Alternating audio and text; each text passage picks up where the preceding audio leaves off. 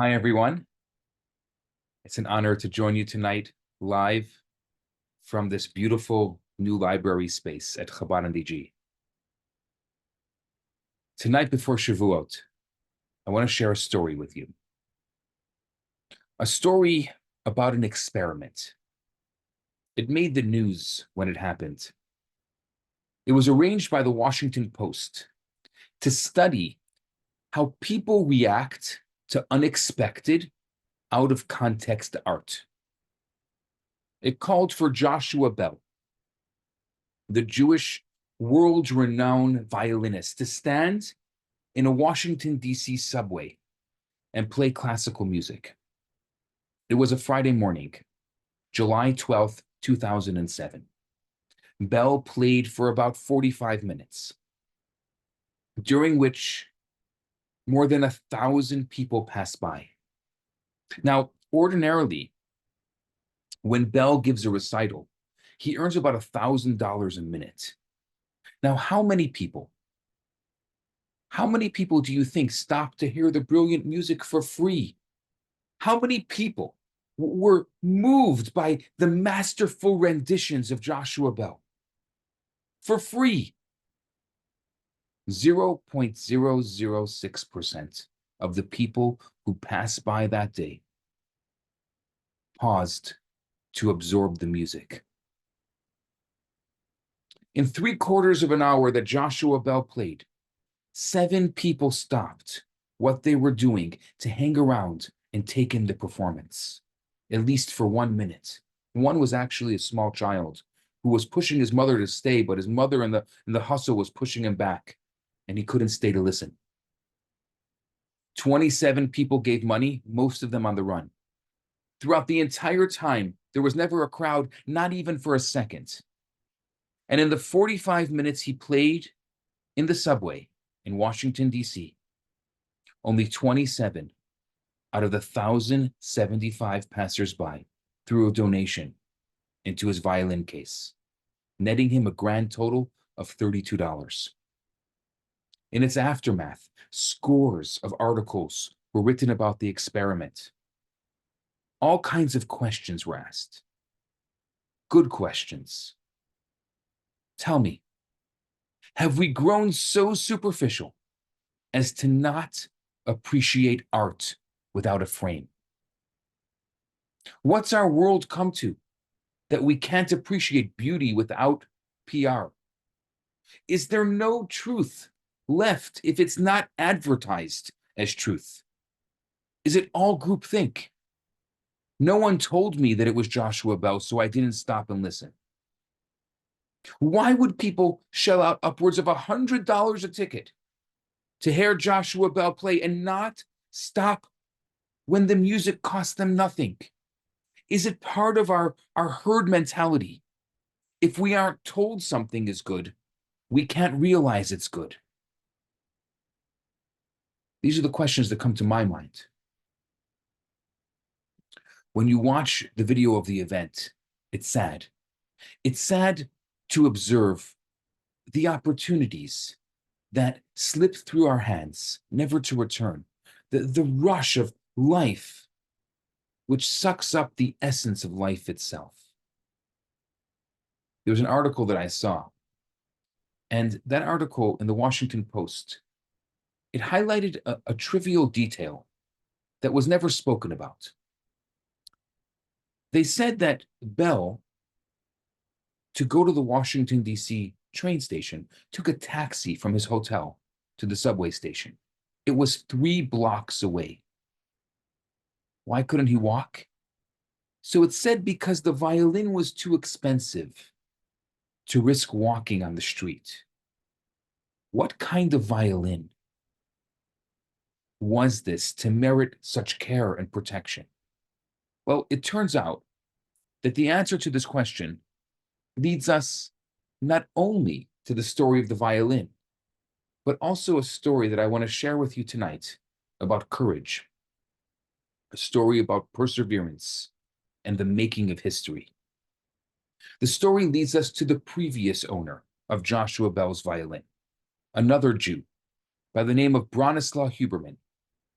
He was born in 1882 to a secular Jewish family in Poland. Bronislaw Huberman's musical genius was discovered early. At that time, classical music was the music that mattered. He gave his first public concert at the age of 7. And when Bronislaw was 11, he garnered the support of the arts patron, the famous Count of Paris, who gave this young lad, Bronislaw, the gift of a Stradivarius violin. The Stradivarius, an instrument made by Antonio Stradivari, the Italian craftsman. He was born in 1644, and during his lifetime, he made more than 1,100 instruments before he died in 1737. Of those, today, 540 violins, 50 cellos, and 12 violas still exist. They call it a Strad. That's what they call it for short. It produces the most magical tones, unparalleled to any other stringed instrument. An ordinary violin you can buy for $70. The Stradivarius sells today for anywhere between $5 to $20 million. Many have tried and attempted to reproduce the exact sound. None have succeeded yet. Over the years, music historians and researchers have come up with various theories as to why the Stradivarius produces such exceptional sounds. Some claim that it was the wood the Stradivari used. Others say it's the varnish. I've heard a lot of discussion on the varnish. And others believe that it was the waters of Cremona. It was the city where Stradivari lived. Some just say it's all fantasy. Yet, Stradivarius still sells for millions. So this one was gifted to Huberman by the Count of Paris. It was crafted by Stradivari in 1713. Just to give you an idea, George Washington wasn't even born yet, making this violin more than 300 years old now. He soon became one of the greatest violinists in Europe, playing in the world-renowned Berlin Philharmonic Orchestra. Huberman became incredibly world famous. But then darkness descended. The Nazi regime came to power. The true artist, the Huberman once said, does not create art as an end to itself. He creates art for human beings. Humanity is the goal. And he lived up to his words in 1933. As Hitler took control of Germany, Jewish musicians who'd been employed for years by the prestigious Berlin Philharmonic suddenly found themselves jobless. Each month, Hitler ordered more and more Jewish musicians to be fired, and no orchestra was allowed to hire them. To preserve his reputation among the foreign countries, Hitler tried to retain a handful of the most famous Jewish musicians in the orchestra. One of the musicians he persuaded to keep was the famous Bronislaw Huberman. The orchestra's conductor, his name was Wilhelm Furtwängler, he sent Huberman a personal offer of employment. He would be from the few Jews allowed to remain. But Huberman refused, and he even issued a public letter denouncing Nazism. But he did something else that was truly remarkable. And for this, he shall always be remembered, not only as a great violinist, but as a great human, and especially a glorious Jew. Realizing that Jews will face danger in Germany, he created for the first time ever the Palestine Symphony Orchestra. And he invited all the victimized Jewish musicians to join. In order to be granted entry, refugees had to demonstrate that their prospects of earning a living were strong. And so this soon-to-be Palestine Symphony Orchestra ensured these refugees would be gainfully employed. Huberman insisted that the musicians could only immigrate if they were accompanied by their spouses, by their siblings, their children, and their parents. And so he managed to snag certificates for all of them. And unlike many who believed that this European anti-Semitic wave would soon pass, just as earlier anti-Semitic waves had, Huberman believed that the Jews were no longer safe in Europe. He worked tirelessly to rescue as many people as he could from the clutches of the Nazis. He ensured the British government that he'd employ many more people than he possibly could. And while Huberman was struggling to persuade cultured musicians to make their home in a virtual desert, while he toiled to procure their visas, while he dissembled to the government in an effort to wrest more and more Jews away from Europe's ever-increasing perilous situation, he also had to put together the orchestra itself. Money was needed. The musicians' morale had to be maintained. A venue had to be found. A conductor had to be procured. Let's talk about the conductor. Huberman lucked out. The famous Arturo Toscanini, one of the most renowned conductors in Europe, agreed to conduct the orchestra's first few performances. Now, Toscanini, who wasn't Jewish, was a special soul who despised Nazism and fascism. He courageously spoke out against the Nazis and the fascists, even at the cost of his own personal safety. In fact, after one such outburst, a group of fascists beat him bloody, but he refused to be silenced. Toscanini traveled to Israel, then called Palestine, in 1936 to train the orchestra and ready them for their first performance. And in keeping with his idealism, he declined payment for his work. He even paid for his own travel expenses. You know what he said? He said, "I had to show my solidarity. It is everyone's duty to help in this cause according to their means." That was Toscanini. He cemented the orchestra's reputation. He was held in such high regard that as soon as it became known that he would be the orchestra's conductor, fundraising became easy. Musicians clamored to be part of the orchestra, and people bought tickets to the concerts. And in no time, there were 9 concerts in Tel Aviv, in Jerusalem, in Haifa, in Cairo, and in Alexandria. They were all sold out. Huberman said, "One has to build a fist against anti-Semitism. A first-class orchestra would be that fist." The fist was soon realized, and the first concert took place, December 26th, 1936, in Tel Aviv. Crowds of people who couldn't get tickets stood outside the windows and climbed up onto the roof to be able to hear the gorgeous music. When the concert was over, the audience gave the musicians a standing ovation that lasted close to 30 minutes. Unheard of in the history of concertos. Indeed, a first-class orchestra it became. The Palestine Symphony Orchestra. It toured the entire world, wowing audiences with their beautiful performances. And in 1948, when the United Nations recognized Israel as a country, the orchestra changed its name to the Israel Philharmonic Orchestra, which plays to this very day. Huberman died a year earlier in 1947 and never saw that happen. But the story isn't over. On February 28th of 1936, Huberman came to New York to give a recital at Carnegie Hall. He always carried a double violin case in which he kept his expensive Stradivarius and another cheaper violin. That night, Huberman chose to play the second half of his concert with this other violin.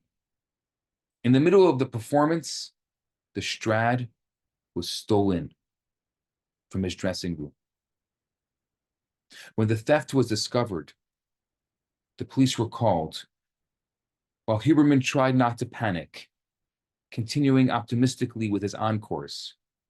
The instrument had previously been stolen, actually, in 1919 from a hotel room in Vienna, but it was recovered a few days later when the thief tried to sell it. This time, Huberman was not so lucky. He was heartbroken. He never saw a Stradivarius again. But his great dream was fulfilled when the new Palestine Orchestra made its debut shortly after that in December of 1936 with the great Toscanini on the podium. 50 years passed. It's now 1985.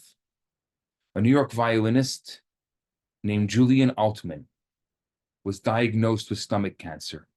As he lay dying, he called his wife to his deathbed, and he told her that he had stolen the violin from Huberman's room at Carnegie Hall back in 1936. Shortly after that, Altman died. His wife eventually returned the violin to Lloyd's of London and received a finder's fee. The instrument underwent a 9-month restoration by J&A Beer, which noted it was like taking dirt off the ceiling of the Sistine Chapel. The violin was soon sold to a British violinist for $1.2 million. And in 2001, Joshua Bell paid almost $4 million for the violin.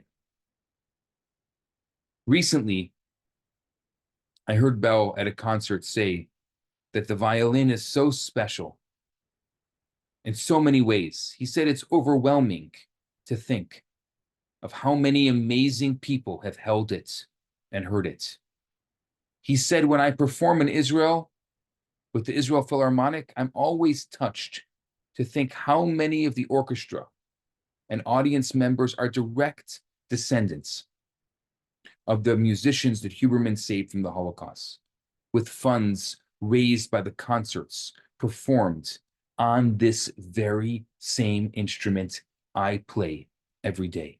Who knows what other adventures will come to my precious violin in years to come, he said. While it certainly will be enjoyed and admired long after I'm not around, for the time being, I count myself incredibly lucky to have been its caretaker on its 300th birthday. Well, now I understood why Joshua Bell took a taxi from the hotel to the subway station in Washington, D.C. on January of 2007. He didn't want to take chances with Huberman's Stradivarius. Why am I telling you this story? It's a beautiful story. It's a powerful story, and I think it's a story that people need to hear. But in my mind, it's also a parable for the story of our people from Sinai until today. Does it not capture the essence of the Torah, the essence of the holiday of Shavuot that's coming just this Tuesday night? Thousands of years ago, at the foot of Sinai, we were given a Stradivarius violin. We were given an instrument to generate the most exquisite music the world has ever heard. Music for our souls, for our homes, for our communities, music for our world. King David says in Psalms, your laws have been symphonies for me. Life is a powerful symphony, and you can contribute to your sonata. The objective of Judaism, the objective of the Torah, is to allow each person and each creature to express their deepest music. It sees each of us as a violin, capable of producing our own beautiful music. In the famous words of the 12th century Spanish poet, Rabbi Judah Halevi, these are words that made their way actually into the song Jerusalem of Gold.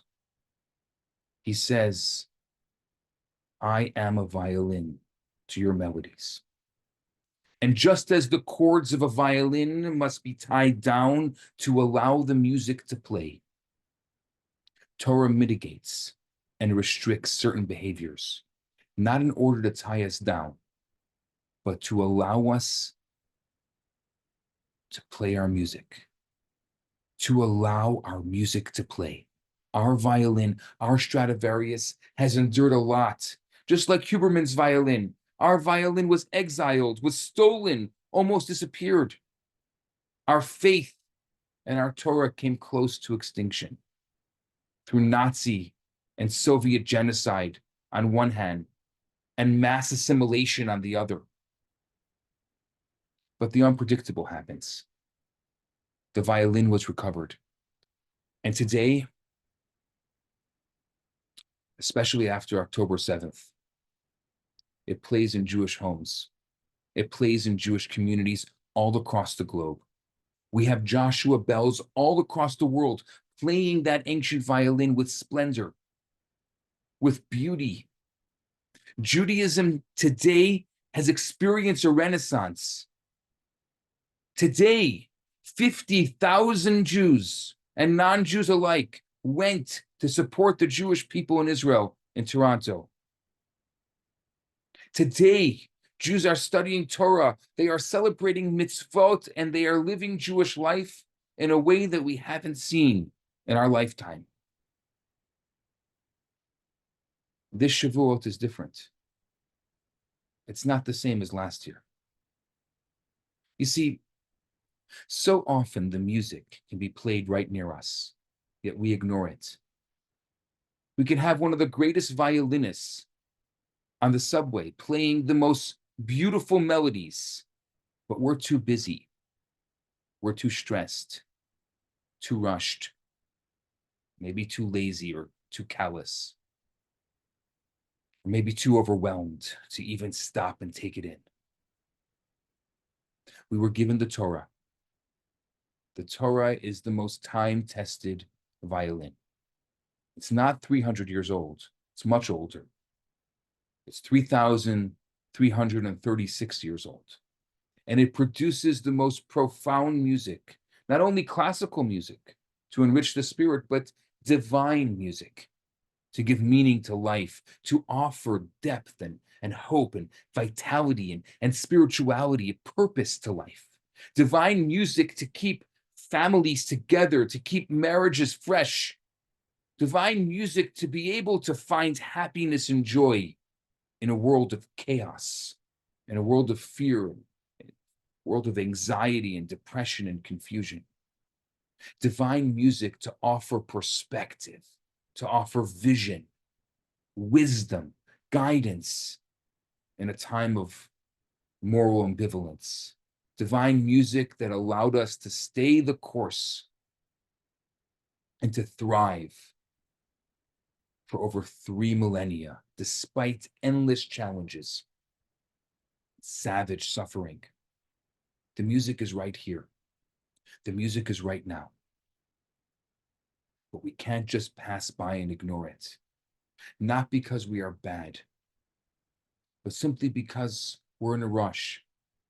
We're just too entrenched in our comfort zones. And so this Shavuot, I'd like us to rededicate ourselves, to think of the Torah, to think of the music, to rejoice, to celebrate with the Torah, and to take pause, and to celebrate the music which has allowed our souls to soar, to touch heaven every day and every moment. May this Shavuot we hear the beautiful joy in the news of the return of our hostages and the end of this terrible war. And may Hashem remember us as we rededicate ourselves. May we all be blessed. May we be blessed with the beauty, the heart, and the love of a wonderful, very happy, meaningful Shavuot. May we accept the Torah this year, b'simcha, with joy, b'pnimiot, and may it really internalize, affect us, and change us. And may this Shavuot be the one that ushers in an era of peace with the coming of the Mashiach. And may it be today.